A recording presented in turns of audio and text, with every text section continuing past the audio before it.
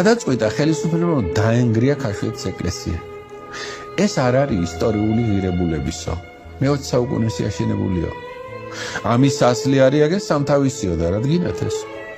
და მან უნდა ჰიგიენის სახლი, ანუ აბანო ეშენებინათ. ქაშვეთის ეკლესიის ადგილზე. რა თხოვნა რა არაფერმა არ გაჭრა. მანამდე აქ ეს სამხედრო ტაძარი დაანგრიეს. და უწმინდესი კალისტრატესთვის ქაშვეთი განსაკუთრებული იყო, დეკანოზი აქ იყო დიდი ხნის მანძილზე, მე უყვარდა ეს ძალიან და გადაწყვიტა რომ ბოლო წირვა ჩაატაროს ქაშვეთში. და მე ანგრევენ? ანგრევენ. ეს არის გამოსამშვიდობებელი წირვა. აი ჩაატარა წირვა სასოწარკვეთილმა პატრიარქმა და გამოვიდა ეზოში. და შეხედა ლავრენტი ბერიას დედას, მართა ჯაყელი ფეხშიშველი უვლის ტაძარს. ის მორწმუნე ქალი იყო. ჩემო მართაო, დაემშვიდობე შენს ქაშვეთს, ხვალიდან აღარ იქნებაო.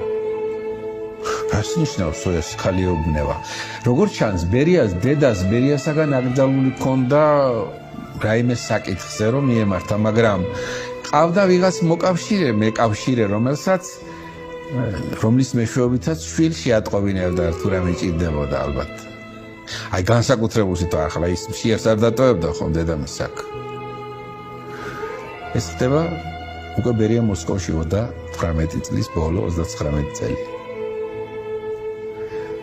ანგრევენო, დამიწერეო და მე გავუგზავნიო მას. და ახლა აღწერს კალისტრატე რომ ქაშვეთი რას ნიშნავს ბერიას სახელზე სისახკომის თავმჯდომარის უგზავნა. არის რეზოლუცია. შეაჩერეთ ლავრენტი ბერია. და გადარჩა ქაშვეთი. დაანგრევას ეს მართა ჯაყელის დამსახურება იყო.